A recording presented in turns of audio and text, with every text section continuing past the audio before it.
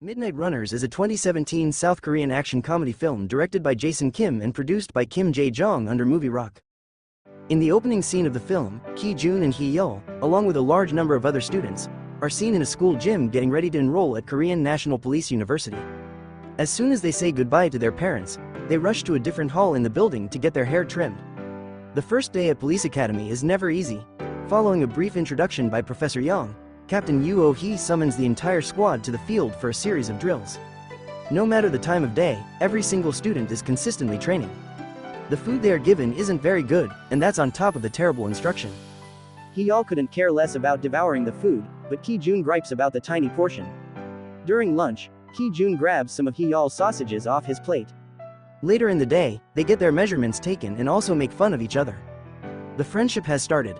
On the last day of training, Professor Young and Yoo-hee give them additional training, but the most important thing is that they all have to run a mountain route and return in an hour. Those that succeed will be eligible to enter the university. Those who fail will not be accepted. Things are going well for Hee-yeol when he suddenly trips and falls on the trail. He tries to halt the other students sprinting along the path for help, but they pass by him. Hee-yeol's only choice left is Ki-jun, who luckily rescues Hee-yeol and returns for some Korean beef that Hee-yeol would give him. The two don't make it back to the field within an hour, and Captain Yoo-hee isn't too happy about it. Hee-yeol describes to her the scenario and how Ki-jun saved him after he fell down and had a sprained ankle. Hee-yeol turns around to face the rest of the classmates and admonish them for not aiding Hee-yeol when they should have. They are to run the mountain trail again while Ki-jun and Hee-yeol are told to go to the hospital. It appears like they're safe for now. In the hospital room, the two guys rapidly get acquainted and become close friends. Ki-jun reveals with Hee-yeol his rationale for enrolling in the police university. Tuition is free and his single mother couldn't afford to send him to college. For Hee-yeol, he wanted to pursue something different than the conventional college road that so many other kids do. They resolve to become buddies and exchange fist bumps to officially declare their friendship into reality. This is going to be fun. Along with an official friendship, our two leaders are also formerly students at the police university. Yay! Fast forward 2 years later, and the youngsters have effortlessly settled into the police university. They're even a bit tired of the daily routines and timetables, but continue to push through. The first activity of the day is an exam where Hee-yeol effortlessly dominates while Ki-jun struggles to answer the questions correctly. Afterwards is class with Professor Young, who teaches about abductions. The third activity of the day is self-defense class taught by Professor Ha, whose techniques and lectures aren't too useful and unnecessarily dramatic. Back in the locker room, Ki-jun and Hee-yeol explain their plans for Christmas. Except they don't have any.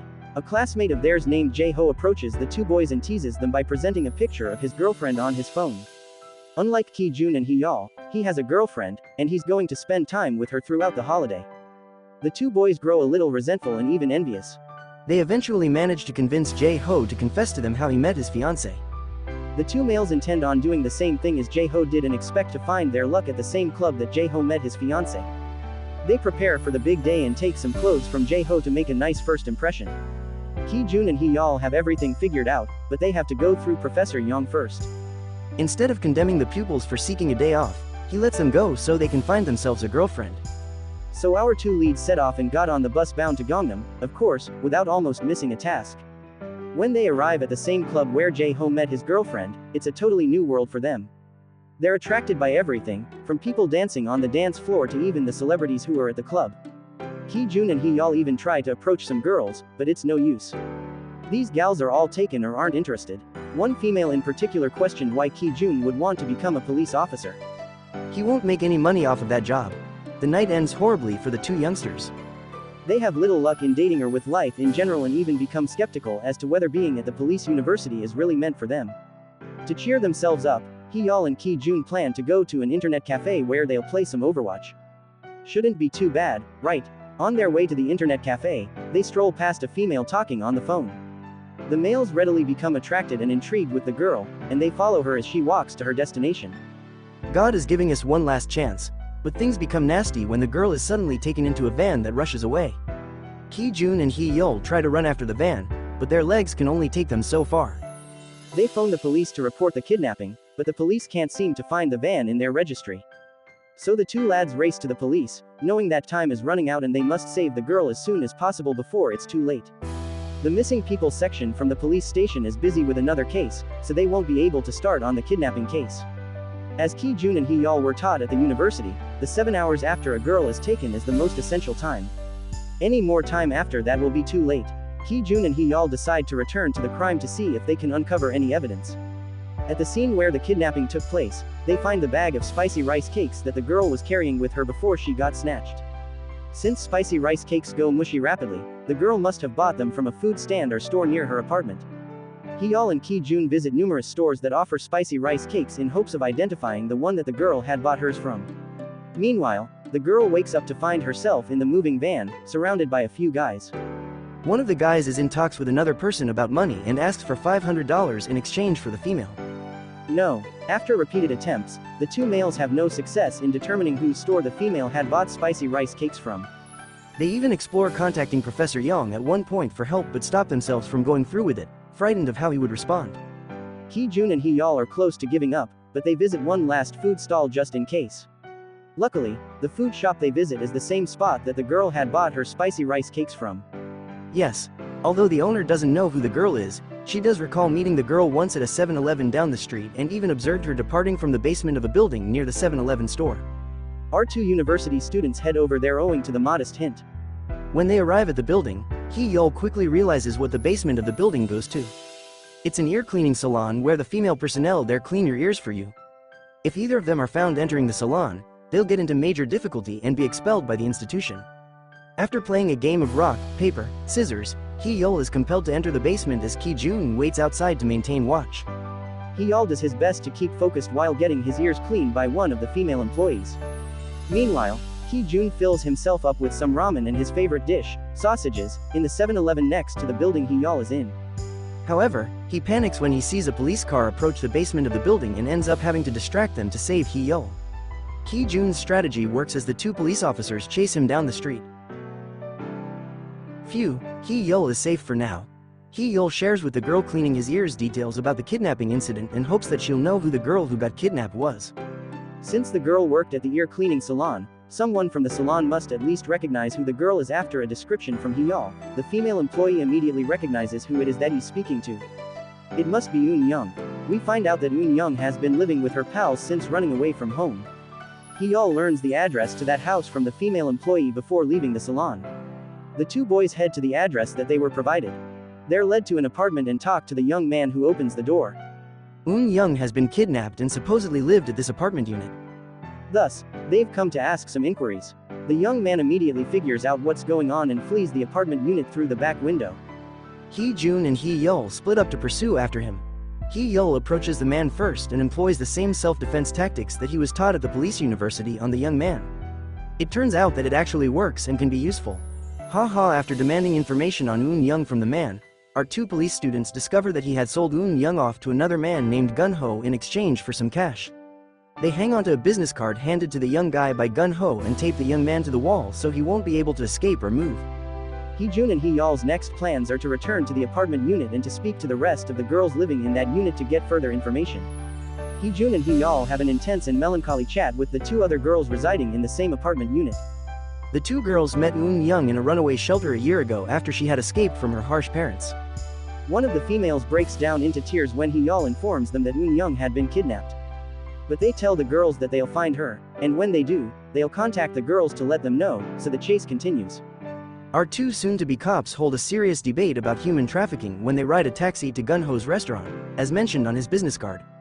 It's located in an extremely unsafe neighborhood where only predominantly Korean Chinese people dwell. Their taxi driver cautions them about the perils of the neighborhood before dropping them off at the restaurant. Meanwhile, Eun-young is dropped off and isolated in a dark, shabby room. She's injected with various medicines by some of the kidnappers before knocking out. This scenario was so awful and disturbing and extremely scary that I almost stopped breathing up. Hee-jun and Hee-yeol arrive at Gun-ho's restaurant and sit at a table across the room from where Gun-ho and his guys are sitting. They test the phone of the young man who had sold Eun-young off to discover if he genuinely knows Gun-ho. Sure enough, when they call Gun-ho using the young man's phone, Gun-ho's phone goes off in the restaurant, and our two pupils hurriedly disconnect up. Bingo. But their roles are exposed when Gun-ho calls the phone number back, and it brings him to Hee-jun and Hee-yeol. The two guys had no choice but to defend themselves against Gun-ho and his goons and eventually prevail thanks to the tactics that they were taught in their self-defense classes. After beating the Hee-jun and Hee-yeol demand for information on Eun-young's location from Gun-ho, using a chicken skewer stick, they threaten him to reveal to them where she's located. Meanwhile, more of Gun-ho's men are sent out to rescue their master from our two soon-to-be cops.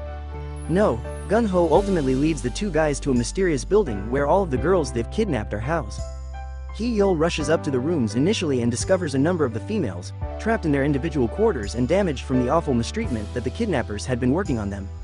Hee-yeol and Hee-jun manage to break into one of the locked rooms and carry the small girl out of the room to save her. But as they exit the building, they're met by Gun-ho's group of men. No, both men are unsuccessful in struggling against the guys and are carried to a room inside a warehouse. They're hanged up from the ceiling of the room without their shirts on, but manage to escape the room thanks to Hee-yeol's quick thinking and Hee-jun's incredible strength. However, they confront problems again once Hee-jun's watch alarm goes off in the room, waking up all the kidnappers who had been sleeping. They flee and run and just escape from the guys after getting at a police station. Phew. That was close. They try to alert the police officer at the front desk about the abandoned building with all the kidnapped girls, but the police underline the significance of following protocol. If Hee-jun and Hee-yeol don't present him their IDs, then he can't proceed. Hee-jun and Hee-yeol, whose wallet and cell phone had been taken away from them, became upset at the police officer. The police officer uses his taser gun on both guys as a response. Professor Young is called in to rescue the two guys and even has to show the front desk police officer his own ID to do so. Hee-jun and Hee-yeol take Professor Young to the abandoned building that the girls had been trapped in, and as feared, everyone's gone. There's nothing left at the building anymore. Hee-jun and Hee-yeol underline the urgency in getting this case solved, but Professor Young reminds them that all the other investigative units are equally busy with their own cases to solve. Plus, Hee-jun and Hee-yeol are simply students and not police officers yet. The most they can do right now is merely wait till the other units are available so they can work on this case. Maybe if they traced down the vehicle that the kidnappers used, they'd be able to find them faster, right? But the van is unregistered, which makes things even more complicated. Hee-yeol and Hee-jun return to the police university. The kidnapped females are still on their minds, and they need to find a means to save the girls as soon as feasible. While taking a shower, they come upon Jae-ho, who's also present in the shower area. Our two leads get hopeful upon discovering that Jae-ho has links to persons who work at the CCTV center. Maybe they'll be able to catch the kidnappers now, utilizing the evidence from the video cameras. But things aren't so easy. Captain Yoo-oh-hee, whom the boys dubbed Medusa, also works there. They contact Yoo-oh-hee to ask if she would be prepared to help them out and find any video footage of the van within the prior few hours. She says that it'll take a few days to find those records, but she'll help the two boys out. With her guidance, Hee-jun and Hee-yeol are set. This time, they're going to be a lot more prepared and carry some weapons with them to defeat the kidnappers. They test out the batons and the taser guns that they bought themselves. These are the weapons that Professor Young desired, and they practice intensely while waiting for Yoo-oh-hee's updates on the CCTV footage.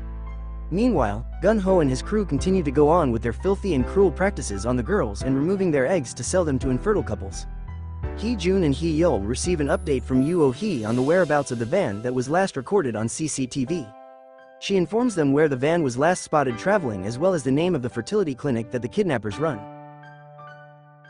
The two guys do their research on the clinic and finalize their plans.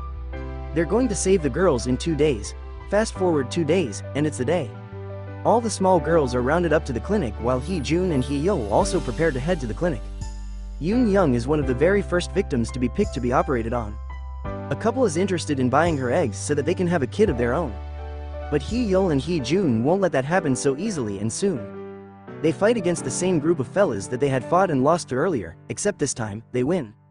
Using their laser guns and the batons and all the training they have done, Hee-jun and Hee-yeol manage to fight their way into the clinic. But they're no match for one of the kidnappers who's among the most powerful and strongest they've had to fight against yet. After many tries in bruises and scars and blood and punches, the two lads ultimately overpower the kidnapper. They get in the operating room just in time to not only save Eun-young but all the other girls as well. They contact Professor Young and the police, who arrive at the spot that night. Everyone is saved. Hee-jun and Hee-yeol are subject to a disciplinary hearing where the university board is to decide whether to expel the two guys or not. After frequent arguments between those who favor and those opposing the expulsion of both students, Professor Young states his thoughts. What both boys did was bold and right of them to do. If they had known about the kidnapping but didn't do anything about it only to spare themselves from getting penalized, that would have been awful and would have been the explanation as to why they should get expelled. But they saved the lives of at least 20 females. They should be retained in school. Professor Young delivers the wonderful news to Hee-jun and Hee-yeol, who are both waiting expectantly outside of the room. Both students won't get expelled from the university, but they will have to stay in school for an extra year and do 500 detention hours. Sounds reasonable enough. The two students follow Professor Young out of the room and watch him as he walks out into the hallway. In relief and excitement, Hee-jun and Hee-yeol gave him a salute with smiles on their faces. Our lads are going to eventually become police officers, as they had wanted.